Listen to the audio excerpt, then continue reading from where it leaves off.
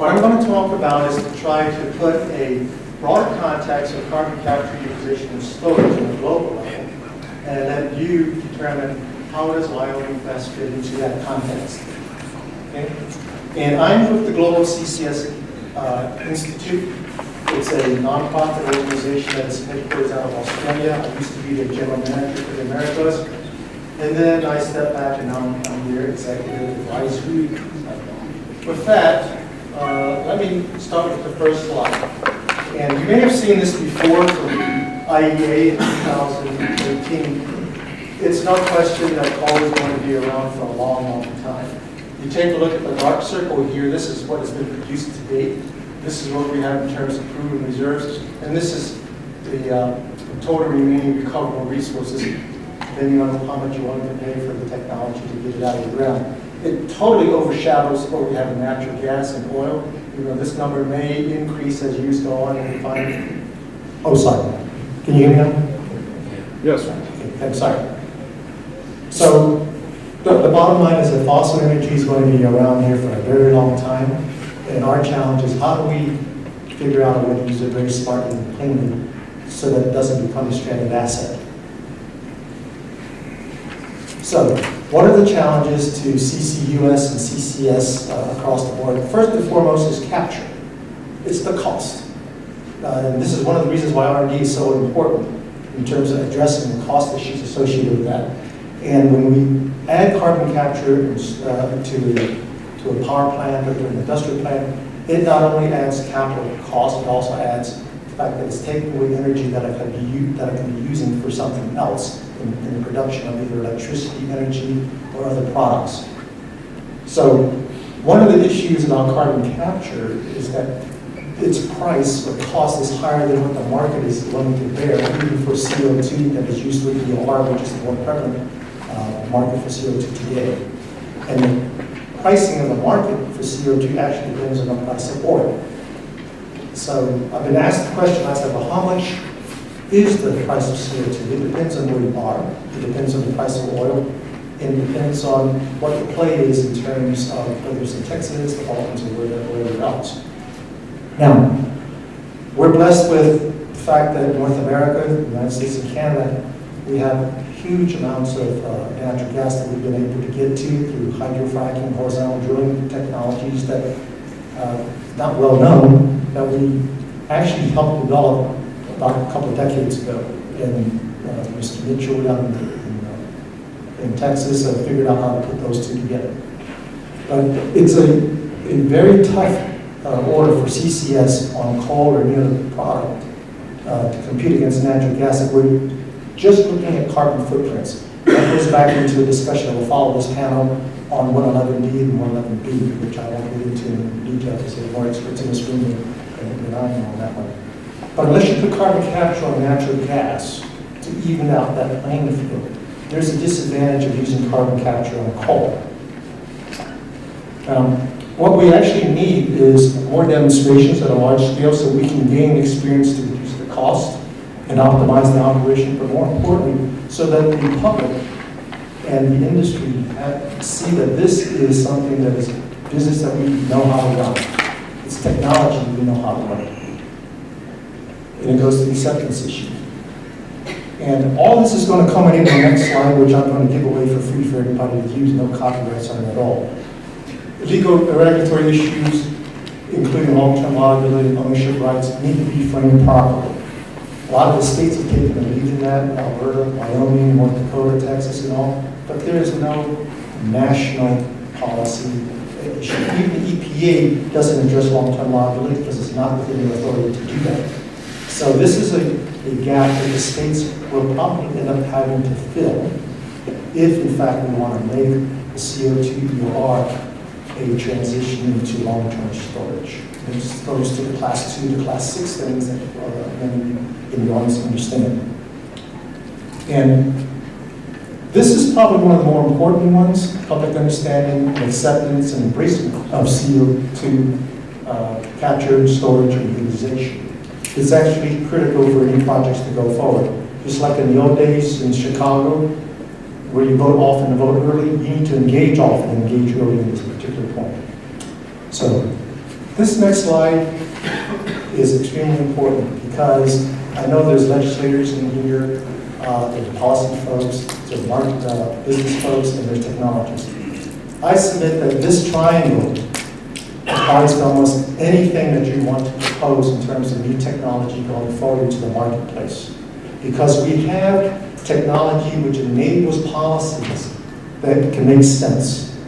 And we have the policies that drive the influence of what technology should focus on for the greater public good.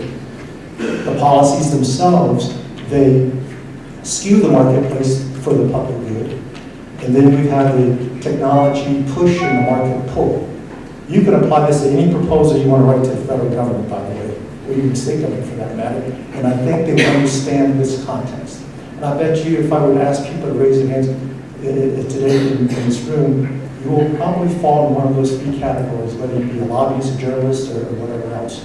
But these are three primary pillars of building a business case for any technology, and especially in this case for carbon capture, storage, and utilization.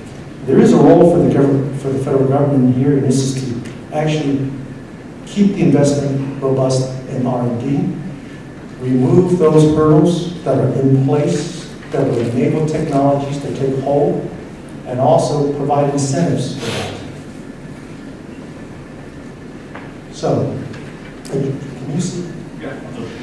So to try to address what the commercial gaps are, this is a very simple diagram that looks at the net present value of a project. On the far to your left, okay, is the revenue stream that I anticipate from a project. This green bar here is the capital investment for a base plant. This is the capital investment here if I were to add carbon capture to it. And then I've got the operational aspects of adding carbon capture into the plant, the energy penalty that we talked about, and also the OPEX, I'm sorry, the energy penalty associated with carbon capture here. So we see that you go negative in present value. So there is a commercial gap, and the question, how do we bridge that? And you need to bridge that with incentives and support from governments, whether it be state, local, or federal. Because until you can bring that cost of capture down to an area that's very, very small, where other business applications of this, whether it be conversion to a product for the CO2, that gap is going to exist. That gap exists in a lot of new technologies, including photovoltaics. So, that segues into this document. Into the slide, I'm sorry. If I were to do straight up unsubsidized technologies that are low carbon or no carbon, you will find that carbon capture and storage on coal and natural gas fits right into this bill. So if we had no subsidies, no incentives, just straight up technology and what that cost is right in the mix. So that begs the question as to why not a low carbon technology portfolio if this is what we're after, and let the market decide what it should be versus tailoring things to renewables or something else. So this is sort of a global picture of where the policies and regulations exist. There's not a whole lot of them. And a lot of them kind of didn't work so well either. And one of them is the EPA regulations, which I'm sure we'll talk about later on today. But you'll see that there's no national policy except for the EPA regs in the United States. There's no Canadian. There is one in Alberta, within the province of Canada. There is the UK, and then the EU cap and trade, which doesn't seem to work out too well right now because the cap and trade pricing and the carbon prices have sort of plummeted. Notice that none in Asia, including Australia, they had this $23 per ton of CO2. That was repealed by the Tony Abbott government, so it no longer exists in terms of that $23 carbon tax. So, here are some projects that are either in the operational stage or the under construction, or possibly making some kind of a decision in the next 12 months or so, which basically it's in the funding, engineering, and design. It's no surprise that most of the projects in North America, when we compare 2014 to 2011, it was North America again, and we've got more projects in EOR. And the reason is because there are applications for using that CO2 for EOR. You're probably also noticing that there aren't that many projects that are in the power sector yet. I mean, Boundary Dam announced, I think earlier, last week, that they've started their operations on the carbon capture and storage aspects of the Boundary Dam unit in Saskatchewan. Kemper is probably going to come online sometime next year in Southern Company's project in Mississippi. But you take a look at the rest of the world, not a whole lot. And even in the rest of the world, they're banking on storage, which is primarily driven by the fact that they have some kind of a carbon valuation associated with that. Here, we see up to this year, most of the projects are in fact EOR, and only a few with dedicated storage, geologic storage in CO2. The projection is that as we go forward, this is going to rebalance itself as technology comes down in cost. And a lot of the ones in the green are dedicated geologic storage, and the other ones are the EOR. I think Lake Charles announced that they were not going to go forward. This happened last week. So the numbers I have on the next slide, probably one slide after this, is going to be reflecting of that. Only 2 coal projects right now that are in operation, and it's Boundary Dam and soon to be Kemper, which is slated to occur sometime in 2015. And there's only one project that is operating with EOR with using coal, and that's Great Plains. And you'll see all these other projects that are on the horizon with some degree of question mark associated with that. Here, technology validation is important to basically test the technology at a certain scale that it's within the risk and scale-up parameters that demonstrations at the commercial level can take place. And one of the areas that I would encourage Wyoming to consider, I know that there has been appropriations for the integrated test facility. There is an integrated international facility partnership that's being led by TCM and National Carbon Capture Center. There are about 8 of these facilities that are going to be coordinating their work.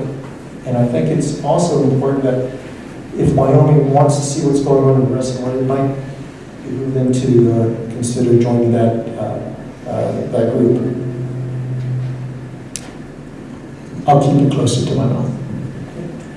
The major demonstrations, a lot of it has...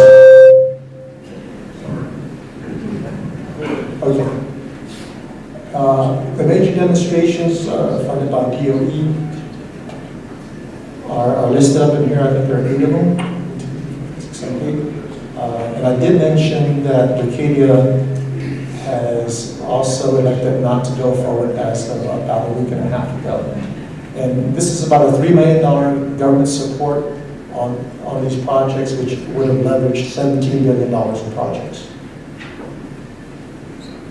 So the other aspect of looking at CCS is looking at the risk aspects of long-term behavior of the CO2 once it's put in the ground, whether it's for EOR or for straight storage. And this National Risk Assessment Partnership is a partnership that Carl Bauer actually started when he was at UTL, a partnership of technologists, universities, and national laboratories with stakeholder groups.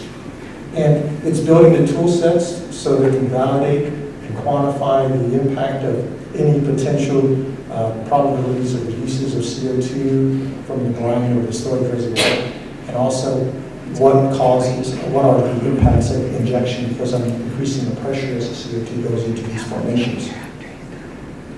The other part is the knowledge sharing partnerships that I'm looking here to focus on North America between Canada, the US, and Mexico. And again, Carl was involved in doing this as well. But as part of this stimulus package, we also put in 10 storage sites that we're looking at to characterize as feature sites for storage. And this whole thing culminates in a set of best practices, which leads me to the other aspect. There are 7 regional partnerships, 9 projects, that actually takes you from soup to nuts or A to Z on the whole aspects of that value chain of CCS. And I kind of noticed in here that Wyoming kind of sits between a couple of these partnerships, 3 of them. And I don't know which one it's in, and it depends on which organization you're in, I suppose. But you know better than I do on that one now, okay? So they've gone through various phases, characterization phase, validating these projects at small scale injections, and then the development phase for the large scale.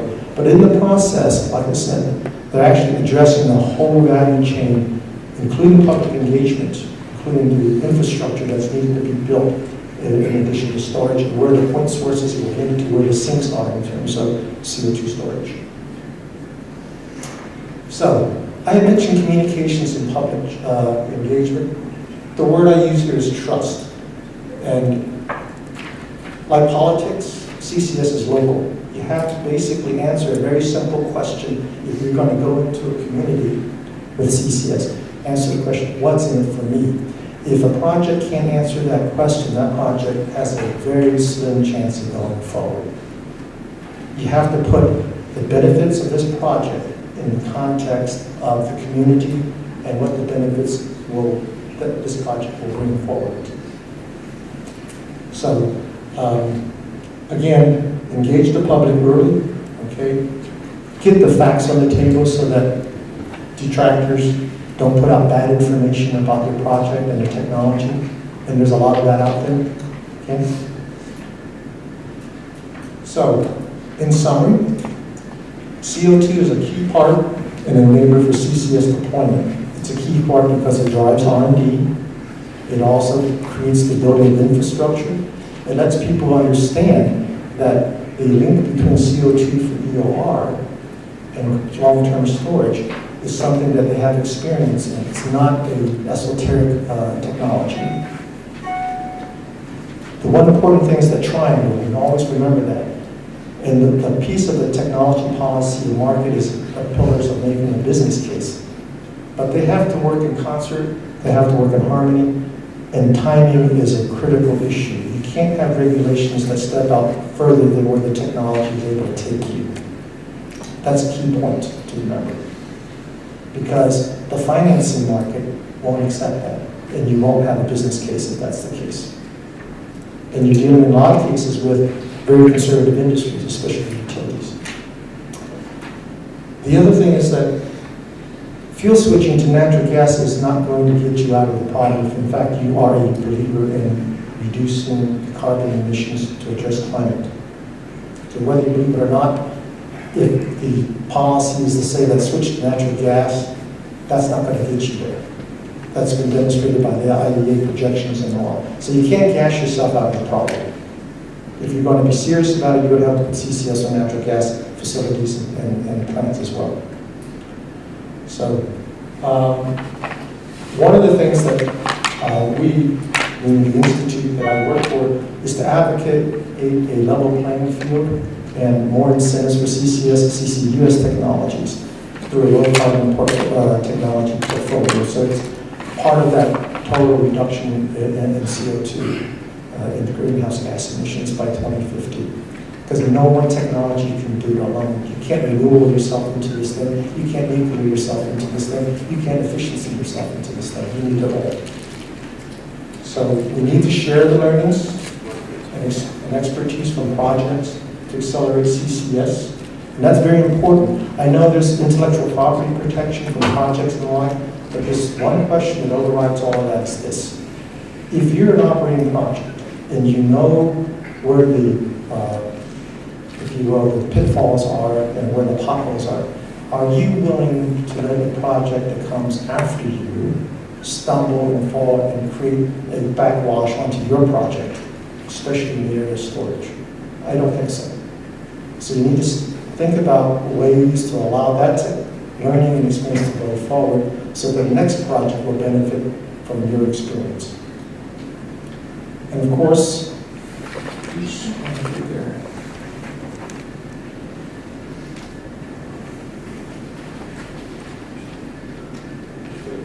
I don't know how I got this thing, but there was one more point in here. Oh, okay. We need more money. We need more money and more incentives in order to move CCUS forward. And this last point on the global scale is important, because often we're saying that no matter what we do in the United States, it doesn't matter because the other countries won't adopt it. Well, you have to create a situation where they can adopt it by sharing the learnings, reducing the cost, and transferring this technology into these other developing countries, so they can also be a part of that solution. Because 70% of the energy demand from now to 2050 is going to come from the developing countries and economies, and a lot of them are going to use fossil fuels, and a lot of them are going to use coal. So we need to work on solutions where they can adopt affordably as well. So with that, I thank you very much.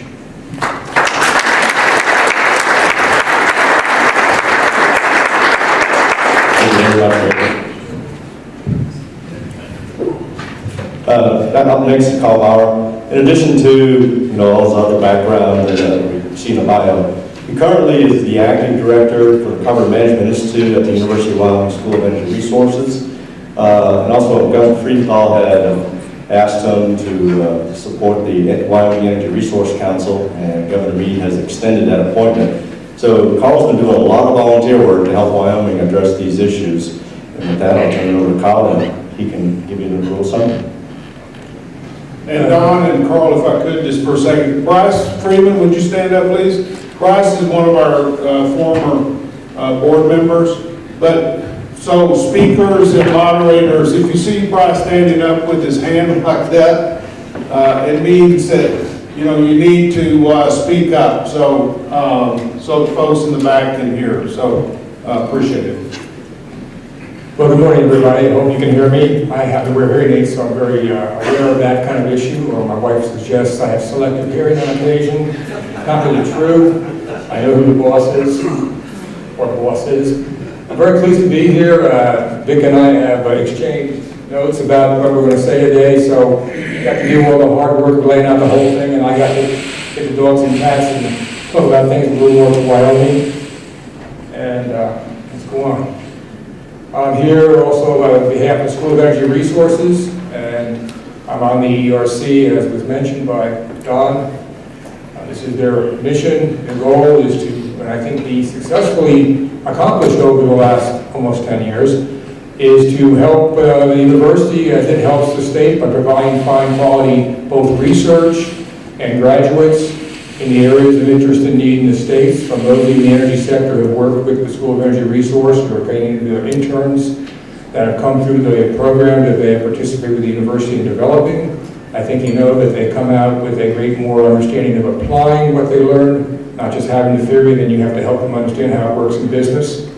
They often get internships, and they usually get offers to be hired sometime after their internship, depending on where they are, junior, senior year. So I think the School of Energy Resources is doing a great job, also trying to put forth information. They have a K-12 program, and they also have various centers that do research, and the Carbon Management Institute is one. And I'm the interim director, at least part-time right now. I did a lot of these part-time jobs, and, as Don mentioned. Anyway, I'd like to talk a little bit about it. To date, the Carbon Management Institute had been largely about sequestration. For those of you who remember or know Ron Sertum, he was the director. He retired in January and did a great job. But most of what the Carbon Management Institute was about carbon capture and storage and geologic formations. While you saw the thing about the regional partnerships, and none of them are Wyoming-centric, if you will say where their headquarters located, The Carbon Management Institute and the University of Wyoming did a lot of projects involved with several of those regional partnerships, and the one that may have the largest importance was the one on the Rock Springs uplift, characterized that geological formation quite well. They're working with the Chinese on applying some of those knowledge in the Horsos Basin out in Xi'an province, China, and also in EOR applications. There was some great discoveries there. There was also some interesting discoveries in the oil and gas reservoir under Muhammad Perry that continues to go on that talk about CO2 trapping and capture in the geologic. Very interesting breakthrough pore space discoveries in the last several years using MRI and specially designed locally University of Wyoming technology, and it's drawn quite a bit of industry interest and funding to continue to research and do grants there. So where are we going with the Carbon Management Institute? Well, it says carbon management, so sequestration in one sense is only an aspect. In fact, if you want to think about it, you might say that carbon management is really the last step would be sequestration or storage. If we could utilize it, that would be better. EOR, for example, is a good use of it. But to just take it out of the air or take it out of the power system and throw it away effectively by permanent storage is the lowest value proposition. And as Vic showed, it's a cost. By the way, most of the projects that Vic gave me credit for, he had some hand in too, so he's very kind in recognizing me. But he and I worked as a team. He was at headquarters, I was in the field, and we got in trouble together. Unless he could show it was my fault for stepping out. But anyway. So I'm not going to read this all to you, but what we've done now is framed up a broader perspective. The Carbon Management Institute will look at various things about carbon management. We'll continue to do research into sequestration and geological sequestration, storage, and saline aquifer storage, as well as EOR. He will also be more acquainted with all the issues around carbon capture. Not that we will do research, because to hire a team to do research in a marketplace with many projects going on doesn't make sense, but to be unaware of the research going on, to foster some of it and to make it available in the state is important. We'll be working with the Rogabis Center in both policy and economics, because like I always say, is a great technology that you can't afford is not very useful. You've got to understand what you have to be worth to be in the marketplace, rather than develop a unique scientific and engineering technology that you can't do anything with, but it's not economically viable. So that's kind of what I was just saying, working on those things. So I want to talk about a few things we've already done. This is a paper we put out about 3 or 4 weeks ago. It's a paper that was written with the intention to try to reset the conversation on carbon management, carbon capture, and storage. I'm not going to go through the paper. It's available on the website. I know that the Institute, the WIA has a copy of it electronically. They can send it out to you. I can send it out to you. And I'll talk a little bit about the paper in case you might find it interesting. It basically sums up what EPA's approach to the regulation has been over the last years since 2007, when the Supreme Court decision came out by each of the factors around carbon capture. I know that the agenda has a more detailed discussion on 111D, I believe, maybe 111B and D. It has a small bit of conversation. If you read that section, the section was intentionally controversial in the sense of attacking EPA on what they did or didn't. It just factually represent what has in fact happened. The point of that is it doesn't look good to throw stones at each other. We're where we are. How do we fix it? How do we get ahead? And the courts will decide what's going to happen with those rules, which is part of what the paper is about. If you look at the history of the Clean Air Act, if you look at the history of technologies being developed to meet the Clean Air Act, the way the Clean Air Act, and I'm old enough to remember this, maybe a couple of you are as well, the Clean Air Act was started, obviously, to deal with emissions. But in parallel to that, when the Congress passed the Clean Air Act, they also set up a large research program about emissions technology to be developed. And it had R&D money, and it also had demonstration money. And the intention was to develop technologies, and it's going back to what Vic said, that would come online in accordance with the regulations. It was an aggressive set of regulations, and the stair steps for those who had to deal with the regulations on Clean Air Act constantly got more stringent on the emissions of SOx and NOx, mercury later, But the technologies were always coming through the pipeline, and the inventors and the producers of technology in the industry recognized their investment had a potential for a marketplace to be put into and a return on their investment. The funding for the research was 80% from the federal government and 20% in the early stages of research. When it got time to demonstration, it was 50-50, and demonstration projects were in fact $2 or $3 billion.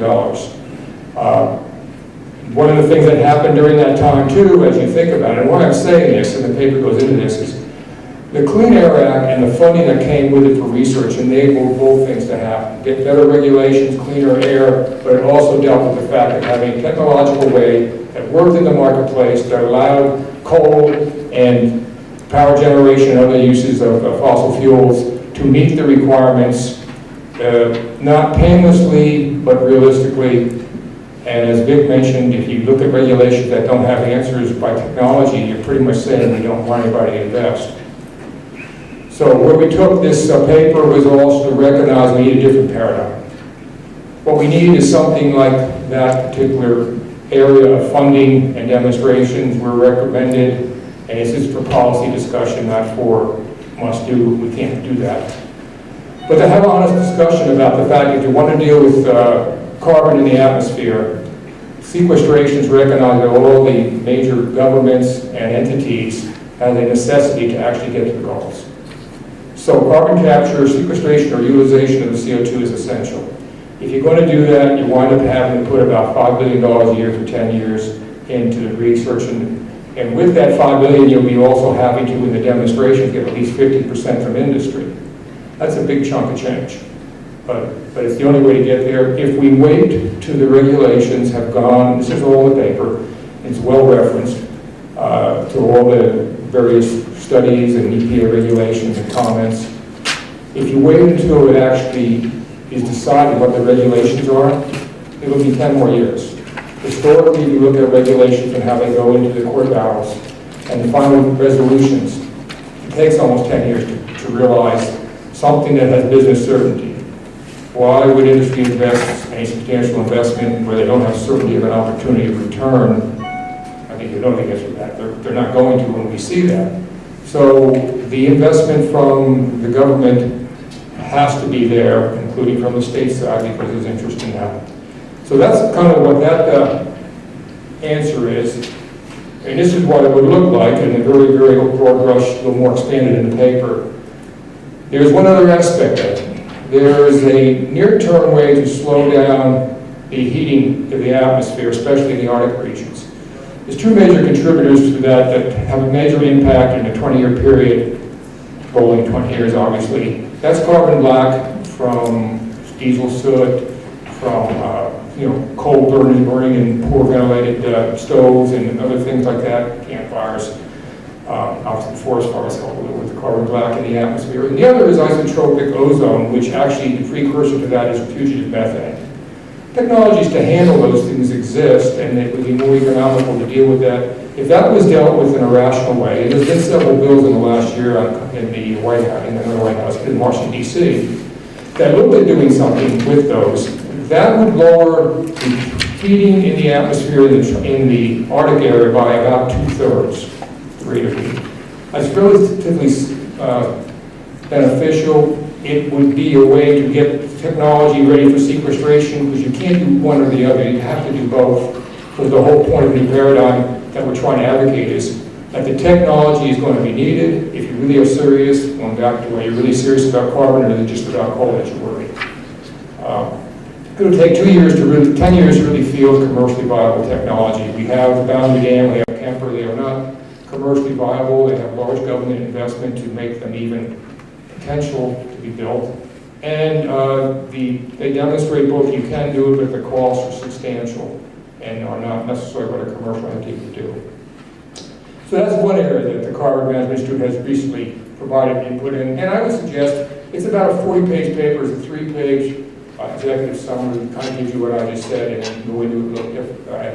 If you have people in your organization that are dealing with the regulations, it's a nice summary of about 10 pages on how the regulations have moved forward. They're well referenced, and they can be utilized in a conversation without somebody screwed up or somebody did. However, if you look at it, you realize there probably is a lot of opportunity for the courts to say, you have to go back and rework this. And we'll see what happens in the next couple of years as they go through that. So the next thing I want to talk about is what about generation of coal? Well, if you look at the basis for the EPA's decision on existing fleet regulations and the fact that they say there'll be no coal power plants built, they use an EIA 2013 and refreshing 2014 early outlook. And this is by way of demonstration of what the Institute should be doing to inform you and all the political entities of the state. They basically, in that analysis, didn't recognize that plants basically age and don't keep the same capacity factors just because they physically can't. They ran, if you look at the analysis suggests that the plants will run when they're over 50 years at 80% capacity factors. So, what does that mean? Well, this is how they have historically run on. You might notice, you know, you start going down a ramp at around 50 to 55 years, it goes down rapid around 65, and that's where they're going to be in the next 10 to 15 years for a large number of the plants that are going to be not shut down, because the investment is okay for them for meeting the emissions controls other than CO2.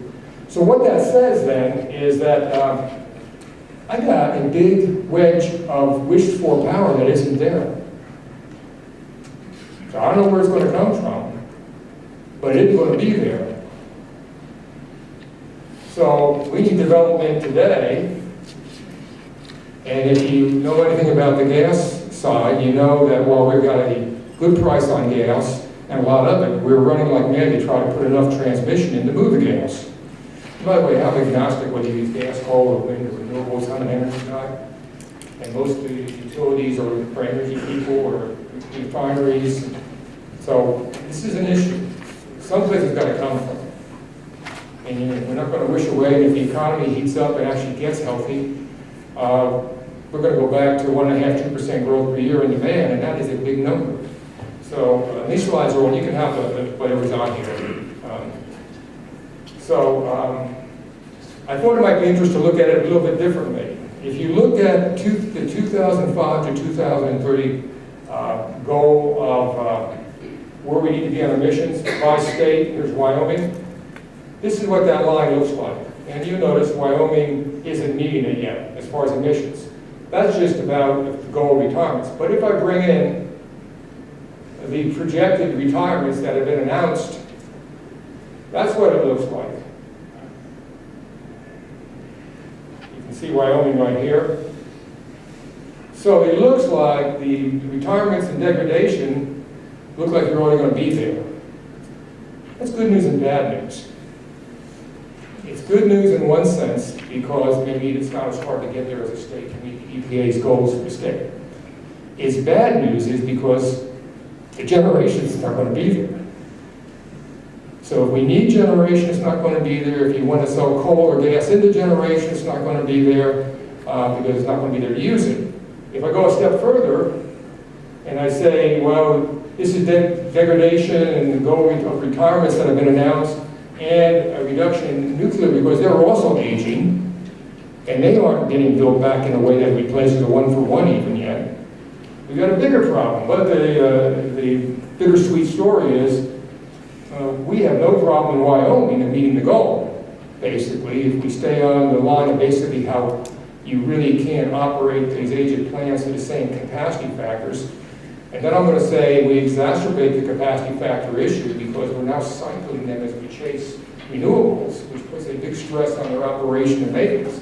I'm probably telling you stuff you all know, but sometimes it's good to hear it in a public forum and maybe talk about it, and I assume this is part of what you wanted me to do. So think about that. So that's another thing that the Institute will be looking at to make more clearly available to people to consider things, inform policymakers, inform industry as they look at this. What do we have to do about this? Another little way to look at it is another way, which is called EROI or EROEI, really, because ROI you all think of return on investment. This is energy return on energy invested. In other words, it's kind of a BTU thing. It's kind of like, this concept of EORI was a concept of the energy of a predator. If the energy of the predator, think a wolf. If it takes the wolf more energy to find something to eat than the energy it gets of what it eats, how many days can it do that? Think about it yourself, you know. Most of us look like we probably have at least 2 meals a day for a while. How many days, if you've ever gone where you aren't eating because of various reasons, you find out you get tired after a while. Or if you're working long hours, you sometimes eat more. But if you don't have enough going in to make up for what's going out, at least, you get weaker and weaker. So it's the same idea. So this is from a German paper, and I can send it for those who want. It's more to explain the concept than to say it's right or wrong, okay? Because I'm not sure I agree with the next slide's numbers completely, but what it basically says is, if you look at it, the blue is the power for a consumer to be able to give it. The reds and the yellows is basically self-use and parasitic load. The idea is if I put them up against each other, the net energy available has to be substantially greater than equal. Because if I only have enough to serve myself, I've got nothing to sell. And by the way, when we bring economics in, if I don't have enough to sell a lot of, I have no economic proposition. So it's a way to look at things. And this is just another example of kind of stuff we would hope to put out there, as well as technology surveys and other things. This is a chart by that same author as he looked at it based on his understanding of the German marketplace of the various power plants in the country. And what it shows is the ratio, or the EORI, the blue is good news because you're above the economical threshold. The bad news is you need to be at least where wind is there, 16 or better, because when you get below, actually if you're below 7, you have no discretion. You have no ability to make further income. You're almost just serving yourself because the variances of the marketplace and everything that come in that you can't fully expect. What does it mean to be buffered?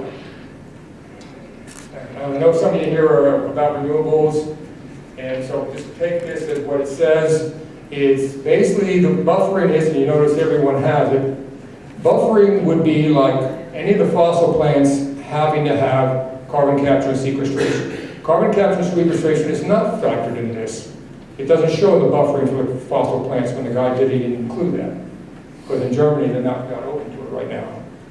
But if you think about what does it take to make the quality of power out of renewables equivalent to the quality of power out of the other major generation assets, whether it's storage, whether it's spinning resource, whatever, you have to account that energy to make it whole to get the number. So the buffering number is the number considering what it takes to provide a reasonable quality of power to the grid in the marketplace. And just basically allocating the energy need where it is being caused as far as that need. So what you see is this also makes you understand why this is important. Now, if I look at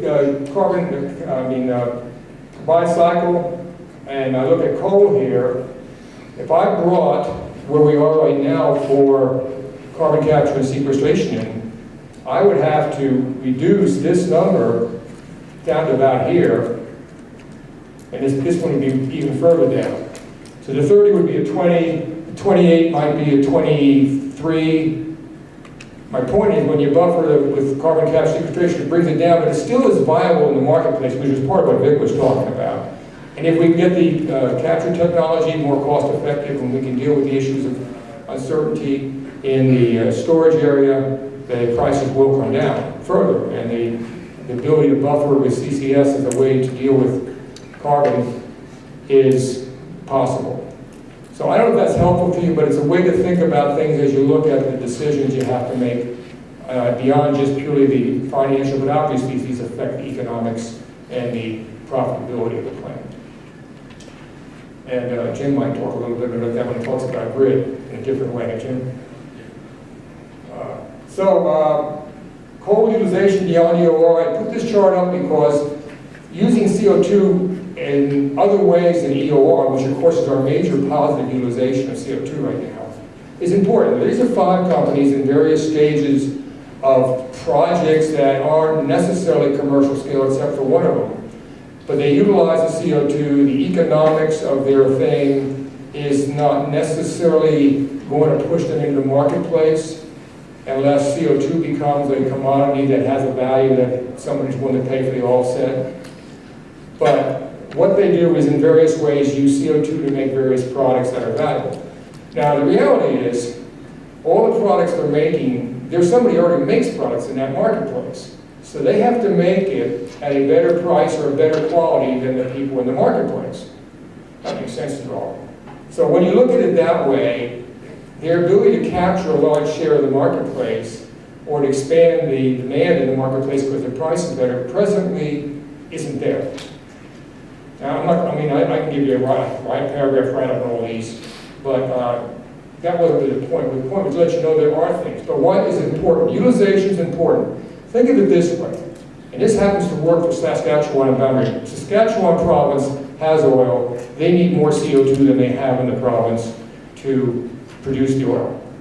So they're actually getting the oil from the Dakota plant in Beulah, North Dakota, and using that CO2, I mean, it's CO2 for them, it's piped up to go in the Weyburn oil field to produce oil. They're taking 1 million tons from the Boundary Dam plant. The Boundary Dam plant's financials, and Rondo will probably talk about this tomorrow, is based on both the price and the risk being brought down by both federal and provincial funds by around 25 to 30%. And by the fact that they've already got a purchase agreement for 1 million tons a year of their CO2, which is about what they capture. And so that also works in the equation. And all the sulfur that they remove from the coal flue gas stream, they sell as hydrosulfuric acid. And there's a big marketplace for sulfuric acid in Saskatchewan that they don't have a ready source for. So that works for them. If those numbers won't necessarily work here, they might, or in part, work. I think the EOR will work in Wyoming quite well because there's a great need for EOR CO2.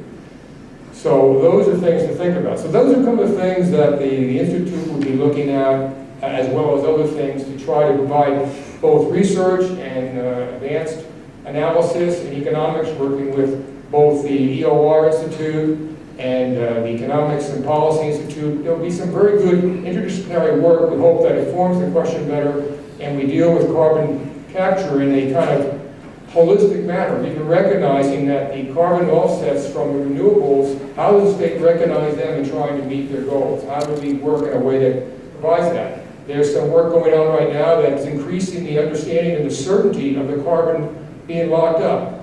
And we can geophysically and scientifically demonstrate that CO2 in the pore space is permanently locked up. That changes the dynamics of how much monitoring and how long monitoring we have to do to ensure that there's no leakage.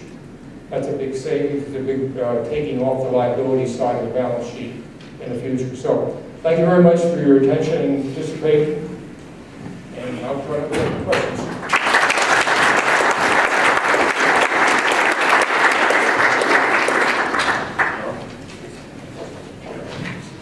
Lloyd, how much more time do we have? As much as you want. All right, well, we got you guys for the rest of the day. First one, entertain some questions from the board, if we can. Sure. Any questions? First, thank you very much. I think it's very informative. It seems to be very practical and logical approach. The question in my mind is, and you talk about local and state need to get involved in the more maybe up front on this issue. Is that going to be fast enough, if you will, to overcome EPA's accelerated effort that seems to be just to shut down coal?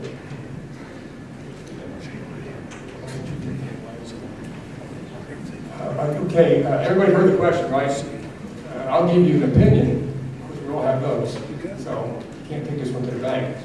I think any effort that's done around carbon capture, sequestration, understanding that does two things. It moves forward the potential for better economics for the technology, better understanding what's happening. I think the rules of the EPA are being challenged, as I said, they continue to be challenged. I think there's going to be rework. I think the fact that people are doing something, and states especially doing something, adds to the potential for getting more rational regulations put forward in a manner that has a more rational time frame implementation. At least it gives a stronger argument. As part of what that paper was about, the paper was about to try to say, hey, let's step back, reset, and talk logically about this. not just purely, I'm going to say religiously. We both have different religions on the issue. Let's talk about the facts and how do we get to where we need to get to. I hope that helps. My comment was actually focusing on the areas of the long-term liability. EPA doesn't have the authority to engage in that, but that is a missing piece. When they put the regulations in place, someone else will figure it out. And companies come, companies go. But you have to look at what are the long-term institutions. And there's actually a model where the state can actually make revenue off of taking stewardship of the CO2. I don't know how tough this would be, but Vic, on your slides, you had slide number 6, I think it was, and it showed the ramp of net present value with carbon capture. Bring up Vic's slide. That was showing the net present value of those costs. Looked to me, if I understood the slide right, was pretty attractive and pretty competitive from a policy point of view. The one I think was number 3, it had a 6 on the bottom, that one. Is that the right interpretation of this, that if you factor these in,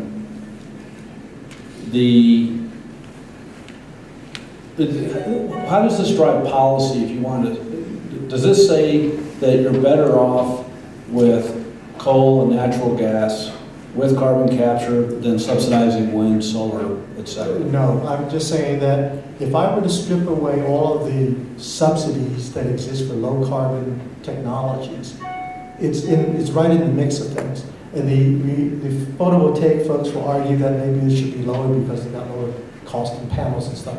But if you look across the board, in terms of the avoided cost per ton of CO2, it's right in there. And each one of these technologies, whether they be early in the maturation cycle or very mature, they're all going to come down in cost eventually because of advances in R&D. So if and when that happens, then the message is, why not put together a low carbon technology portfolio and let the market choose the application depending on its conditions and where it's located. Certain places don't have solar, for instance. That makes it viable. A lot of folks don't want nuclear. If you looked at that chart and thought about the negative numbers, you could turn the chart the other way and they would look the best. That's really what it says. But obviously, scale up the quantity of availability that still mitigates against it being the only answer. Not everybody has access to geothermal fuels. Not everyone has access to hydropower. Okay, Dave, respond a little bit more. Dave, comment there. We get out of the feedback zone. There was a study done by a group in Massachusetts, and they successfully helped a lawsuit against the EPA. The EPA was proposing not to put CO2 emission controls on bioenergy plants, biomass plants. And they showed that if you compared burning a tree to produce electricity versus combined cycle natural gas, and replanting a new tree, you would have to wait 100 years for that new tree to grow just to consume CO2 out of the atmosphere to be comparable with a combined cycle natural gas. So, all those factors come into play when you look at these analyses. Just to comment on the question, first of all, I think the technical market policy triangle is very intriguing, and I really thought that was pretty informative. But I was wondering if you could, maybe the panel between the two collective experience, and maybe even the three, if you count Don, you'll even have way more than 80 years of experience. But could somebody sort of compare the amount of investment that was made with public money to help us ramp the technologies to prepare for the Clean Air Act, and then compare that amount of spend to maybe what we spent to support with public money to support the renewables, and then also compare that to what we've spent to maybe promote the technologies for carbon capture and utilization. Is that too complicated of a question, or did I approach that right? Could you kind of give some comparisons of what those buckets look like? Well, this is one of those questions that the answer will vary depending on who you ask, because the beauty's in the eye of the beholder sometimes. But I can't give you exact numbers, I can kind of give you a qualitative answer that shows relative. If you look at the Clean Air Act, there were multiple tens of billions of dollars over the lifetime of Clean Air today invested in making technologies that clean the air or reduce the emissions or allow large-scale demos. If you look at the renewables world, it started later, small investments, and it's grown very much over the last decade. I saw something that was, I think, a Research of Congress, Office of Research of Congress that looked at it. To 2013, if you look at the tax credits and the R&D money for renewables and efficiency, it was about $6 billion in round terms. Now, if you look at DOE's budget, it's not all there because the tax credits don't come through DOE, so it's kind of how you ask it. If you look at for fossil energy, basically carbon-based energies, and nuclear, by the way, for the last decade, it's substantially less than that presently. It's probably, now you have to mitigate that. In fact, Senator Manchin, Joe Manchin, had this done for him a couple of years ago. When you look at the numbers, it's not fully informative. If you look at it per kilowatt of capacity provided, or percentage of electricity, you find that it's about 3 or 4 orders of magnitude more for renewable energy kilowatts than it is for kilowatts of nuclear and fossil-based energy.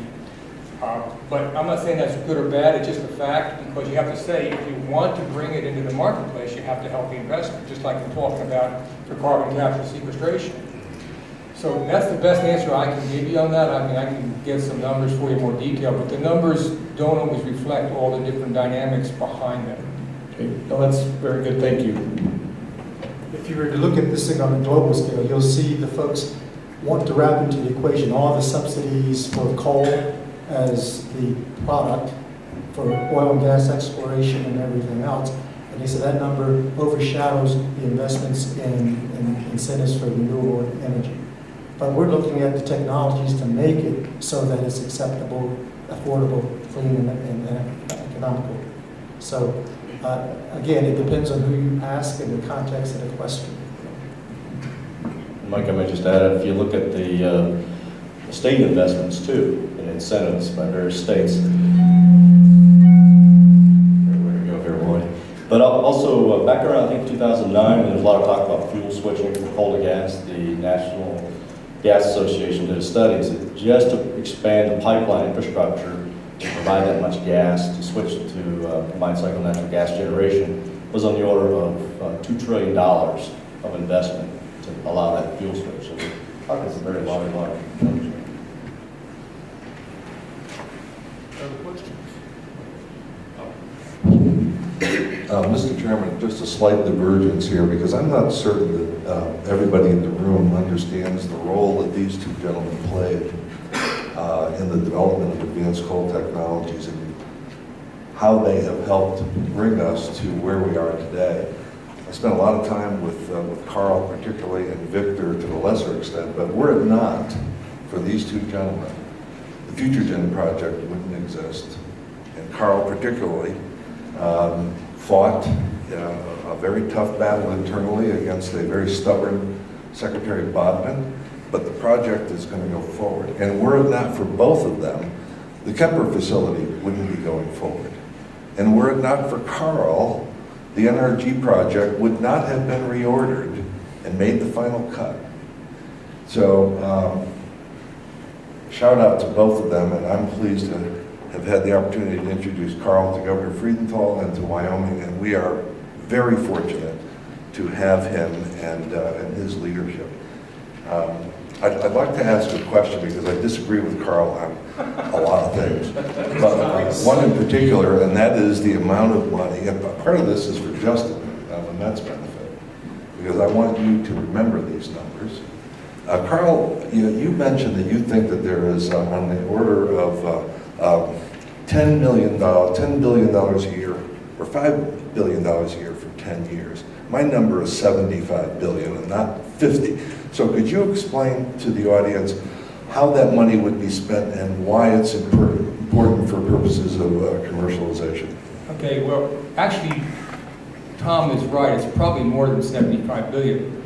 The 50 billion is really looking at federal investment. But if you look at the way the law states, investment for R&D can be a match of 20% from the research entity or industry entity, and 80% from the federal government for money going to DOE. But if you look at demonstration scale, it's got to be a minimum of 50-50. Normally what happens at these very large scale projects, it actually is that the federal government share is actually less than 50%. If you look at Kemper, it's probably 20, well, what it's grown to is probably 20%, less than 20% when you look at the both loan guarantee money and the clean coal, the demonstration money that went there. So really, Tom's right, it is more than 50 billion, but I'm thinking about from the standpoint of federal ask, a program the federal government has to put in to even draw the industry money. So I'm not just really disagreeing with you. Thanks for that clarification. Yeah, and the reason I brought it up, Mr. Chairman, and Elman, I guess you're here, you know, we had a very difficult situation with American Electric Power and trying to get approval from its regulatory commission for a demonstration project on CCS. And the reason for that was that there was no rule in place requiring the utility to employ technology that would address CO2. And the reason was that there is no regulation at the moment addressing CO2. So the commission had to deny the request other than to say, if you want to move forward, you'll have to do it on the back of your shareholder and not the ratepayer.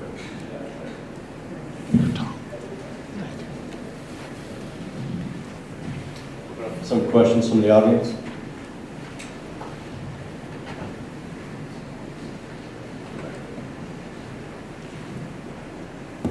Yes, I have a question, and I guess it's related to this. And first off, I do want to thank you. Thank you for kind of limiting the discussion on carbon, you know, the effects of carbon, and not necessarily a debate over fuels, renewables, or different type of fuels, because I mean, everything up there remains a fuel, regardless of carbon emissions, right?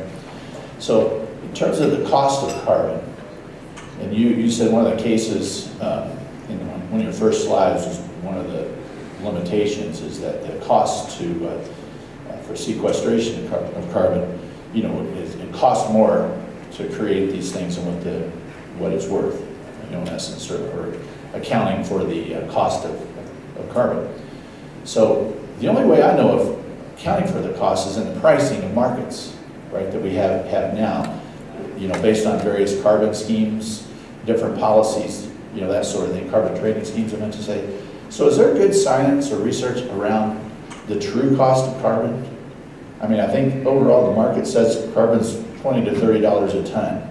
Is it like, what are the real costs of carbon? And is that quantified somewhere, somehow? That's a complicated question.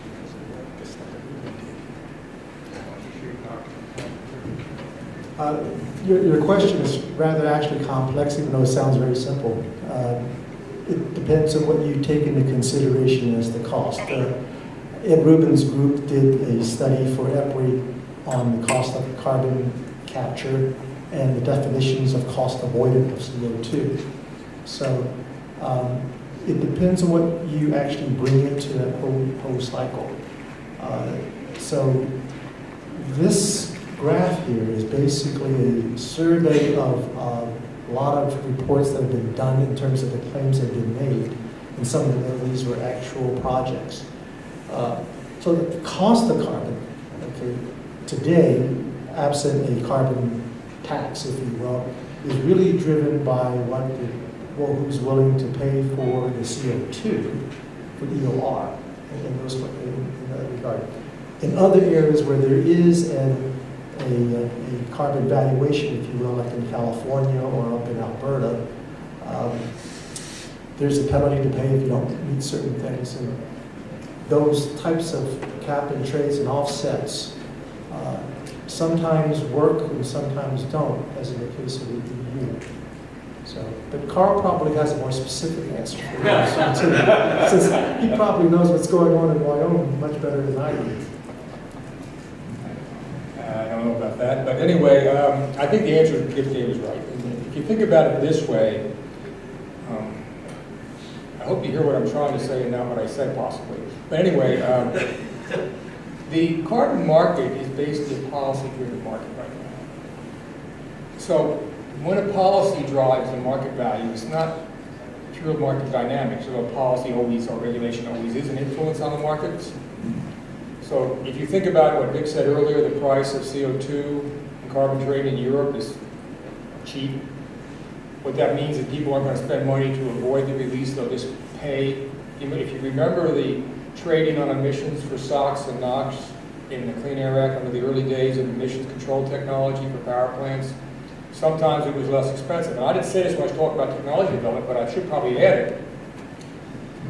Even with the billions that we spent for the development, this gives you a calibration on the issue of carbon capture, which is related to your question, believe it or not. When you did the sulfur regulations, they came up with scrubbers and things like that. You all remember what the other answer to sulfur reduction was for power plants? It benefited the Powder River from racing brakemen. In fact, it was the cause for the big increase over the years in the mid-late 70s and 80s of Powder River Basin coal moving eastward and becoming the major coal source utilized because it was very low sulfur. Plants didn't put scrubbers on. So the true cost of putting sulfur regulations in was dealt with in a way that was unexpected, in the sense that there was an answer to that. I'll bring that back around to your question. When you look at some of EPA's regulations, they will bring in the cost of carbon, they'll bring in the medical implications of various coal emissions and carbon dioxide related emissions for personal health, for respiratory health, for asthma or whatever. That is a number that if you go back and do the science on it is not a scientifically derived number except by way of getting indications and assumptions. And they've used the assumptions in a conservative manner, which I guess we would like people to do is about health, like Ebola, for example. We want that to be very conservatively dealt with. So the answer to your question really is what is the policy and the populace that have to live on the policy willing to recognize? What they do suggest right now is that if we don't have a $50 a ton carbon penalty, probably industry is not going to be driven for a couple of years to do something. Although, what's happened in the marketplace, we've probably all heard about the big efforts by various entities to cause funds to not invest in fossil fuel, especially coal resources. It's one of the major hits on coal market cap for the companies that are coal companies. Now that's the constraining the marketplace by people pressuring by public opinion on what they would like to see their universities invest in or their funds invest in. Whether it's right or wrong doesn't matter, it's real.